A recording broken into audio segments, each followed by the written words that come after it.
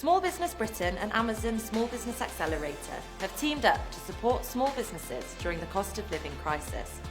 Michelle Ovens chatted to marketing expert Jarmila Yu to get her tips and tricks on how businesses can market on a budget.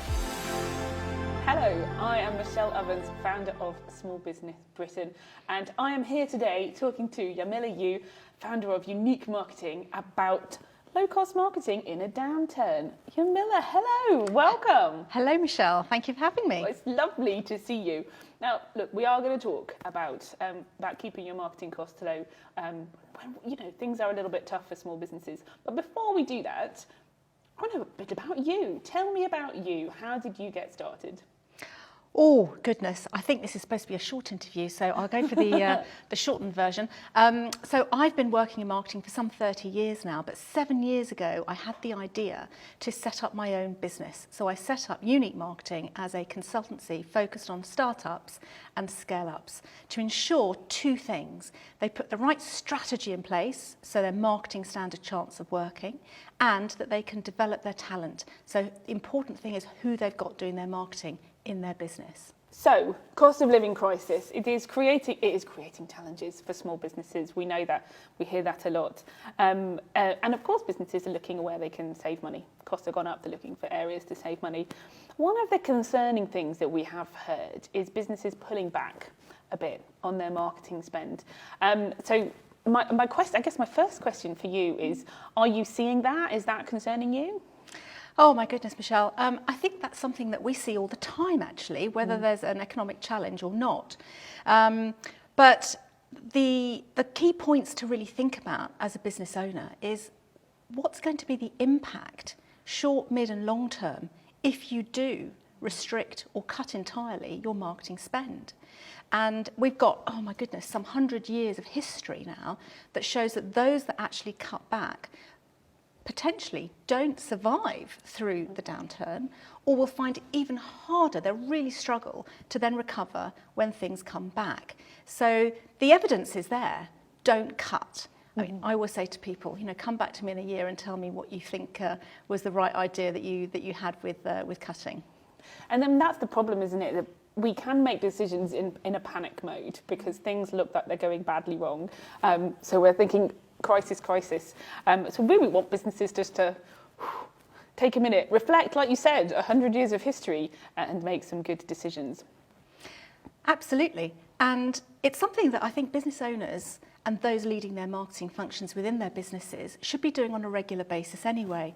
So it's immaterial whether there is an economic downturn or not. It's about having the right hygiene factors around your strategy, your planning and your implementation so that you're doing the right, whether it's marketing or sales efforts, whatever it might be, you're doing the right activity that's actually going to bring in the right impact. I love that. I love that because we're ignoring what's going on outside, not getting pulled into conversations about recession and scary things in the media, but focusing on the business, focusing on the fundamentals of the business. Something actually that might be inspiring and motivating for business owners is to think about the organisations and the businesses that have actually grown up during economic downturns.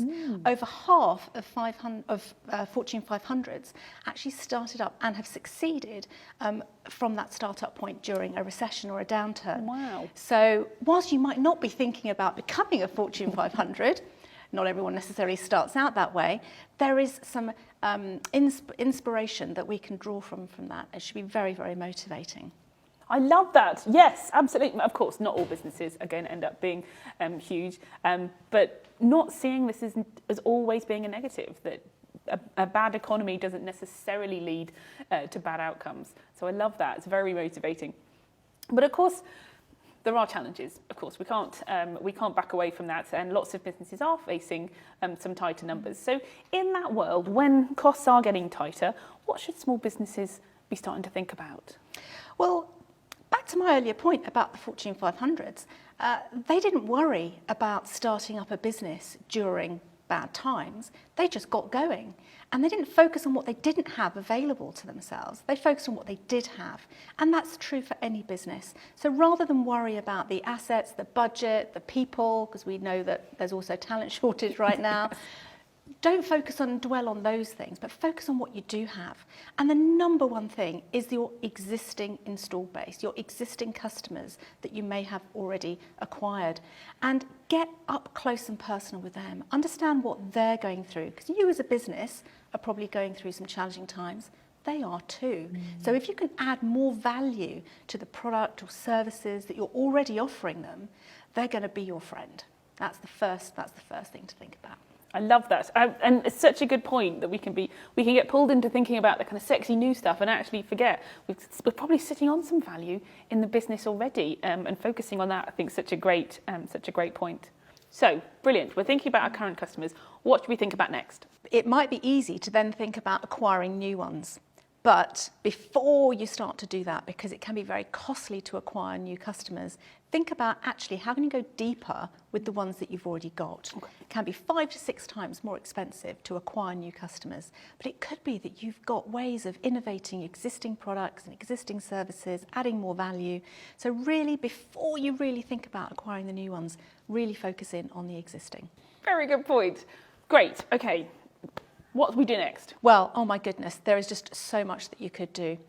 Double down on the activities that are low cost, that can deliver you a return, that can really improve your profile for the existing customers and also for attracting in the new ones. But not just the new ones. It could well be that you need to add staff to your team as well. So you want to be able to attract in the right talent to come and support you on your mission. So think about things like social media. It's not always about doing paid for campaigns, but ensuring your profiles are up to date. You're actually showing up on the right platforms where your customers are, not going for the vanity projects and going to the social media platforms that you might particularly like, but really thinking about where are your customers spending their time. Again, back to that point, your customers are challenged too. So they're going to be feeling the restriction of time. So where are they spending their time? What platforms are they on? Can you be showing up there? And what is it that you are sharing with them? And always be showing that you're adding value. I love that. And one of the great things actually that we've really seen in the last few years is all the analytics that we get from these platforms. So you can tell if things are going well. You can tell if you're reaching those customers, can't you? Oh, my goodness. It's so different these days from when I first started out in marketing some 30 years ago, when we didn't have all of these things. You know, the internet was just starting to be born. When I explain that to students that I mentor, or even to my children, they can't imagine a world without digital technology around us. And marketing, oh my goodness, within the marketing space, we've got so much information and intel at our fingertips, and it doesn't need to be costly either. And many of the reports you can get to look at your analytics to see where actually you're getting the engagement, where you're getting the traction, what's driving traffic to your owned channels is hugely valuable to help you decide where to spend your time, and if there is budget that you're going to be investing, where you spend that budget to. And we want to make sure that that money is working as hard as it possibly can for the business, right? Oh, absolutely. And it's not just during economic downturns. We should be thinking about this all the time. How can we make our marketing investment work for us? It's only marketing cost when you're spending on the wrong things that isn't delivering you a return on marketing investment. But it's an investment when you're spending on the right things. I love that. I love that as a distinction. I think that's brilliant. And of course, we sometimes learn good things in a downturn that are great disciplines when things start to pick up again. And if we can put all those things in place now, we're going to be in a really great position, hopefully, when things start to get better later in the year or into next year. Indeed. Key things to think about there are potential partnerships, collaborations, extending your channels. You may have sales routes to market, but have you explored others that might be relevant? So you might be on one sales platform, but you might not have thought about others. And it's a great time to test them out and test and learn, and then amplify when you can. You mentioned trying new things, and of course not having all your eggs in one basket feels like a good thing to do when the world is a little bit changing out there. What do you say to clients about diversifying, thinking about going into new directions? Oh, it's extremely energizing and exhilarating to do that, whether it's your sales channels, whether it's marketing platforms, whether it's thinking about moving into new territories, thinking about a different customer set. It's really about keeping your eyes and ears open for the opportunities that you can jump on and capitalize on. And as entrepreneurs, business owners that we typically are, that's what we're really good at. It's really, again, being open to the opportunity and seizing the day, seizing that moment. I love that you call it energizing, because of course it's, you know, when you're kind of treading on that treadmill and you keep going each day and you can find that your head drops down, but doing new things can in and of itself give you energy and give you back that enthusiasm for your business. Absolutely, and it's really, really re-engaging for all of your team as well. Whether you've got a small team or a medium-sized team, whether you've got full-time employees, part-time employees, or a complete hybrid mix of freelancers supporting you, it's a great way to bring everybody together and think, actually, how can we drive up the innovation in what we're doing? And I'm not talking about just tech companies innovating. Every single company can look to be more creative and drive up innovation in what they do. You mentioned selling on other platforms, and of course, you know, when we are in a world where high streets can close down at a moment's notice, as we saw during COVID, it is, of course, it's a great idea to look at new platforms to sell on. And again, it can give you new opportunities as we start to recover from a downturn. What are you seeing? What should small businesses be thinking about? Well, I'm actually seeing a lot of small businesses looking at the existing channels that they've developed, their own website, selling on their own platforms, but actually looking at how can they get the reach into the market that they need so desperately. And a lot of organisations, if they are potentially thinking about, let's say, reducing, not cutting, or cutting entirely their marketing spend, they've got to think really creatively about how they can still get the attention to their brand. And the support that's available is phenomenal to help you actually build out that brand visibility, ensuring that you're presented in an on-brand way, guidance along the way. It's phenomenal, absolutely phenomenal. And of course, in a world where perhaps the local market is flat, export is potentially an opportunity, and global platforms can help you reach those markets, right? Indeed, and we're hearing so much more about export and trade, and organisations have probably thought in the past, oh, well, that's not for me. And that's just for the big guys and gals to be exporting, or it's for a certain type of product segment. But actually, we can all think, again, it's about thinking differently and being quite bold and brave, looking for those new markets, looking for new ways that you can reach your new audiences, and think, actually, I could export even services by reaching out into other markets. Bold and brave. I love that. Yes, we should put that in big letters all over everything. Being bold and brave in 2023. I love that. So, for small businesses who are maybe a little short on cash, definitely a bit short on time, most businesses are micro businesses, what are the two things that they should be focusing on for 2023? Well, I would say two things they need to focus in on is their brand. Go back to the basics and double check that you are presenting who you are, what you do, who you do it for in the right way. We've seen over the last few years a lot of organisations pivot, transform, but actually have they refreshed the marketing assets, collateral, their website to keep everything in line? So don't miss out on sales today because you're still telling people about who you were yesterday. So that's the first thing, is dive into your brand to make sure you're pitching your brand in the right way. And the second thing is inspect the marketing that you are doing and potentially look at reducing some of the effort you're spending in areas that aren't quite coming up to scratch and getting you the return that you're really after.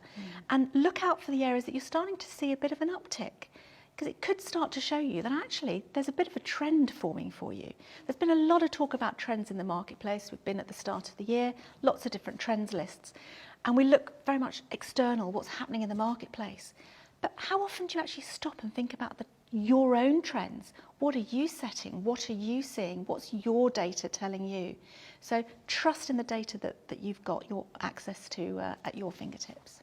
I love that. Looking inside, the data, of course, we've got so much more analytics on everything that we use these days. Software is so much more built for tiny businesses, and understanding what we are doing, running our own race a little bit, not being pulled off by everything outside and the press and all those, maybe a little bit of scaremongering, thinking about the fundamentals of the business. Well, that sounds like a really great place to end, a very positive thing to end on.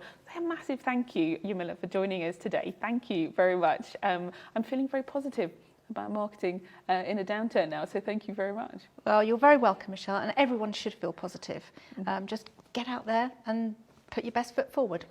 And if we wanted to know a little bit more about unique marketing, where would we go? Oh, goodness, you can check us out online. We have our website, uniquemarketing.com, with a Y at the beginning. Yes. So don't forget to pop that in there. And we are on all the key social platforms. Thank you so much. There's lots more help and advice for small businesses available on the Small Business Britain website, smallbusinessbritain.uk. So go and check it out. Lots of stuff going on there. And sign up for the newsletter. Be the very first to hear about everything we're doing, including stuff with Jarmila, of course. So we will see you there.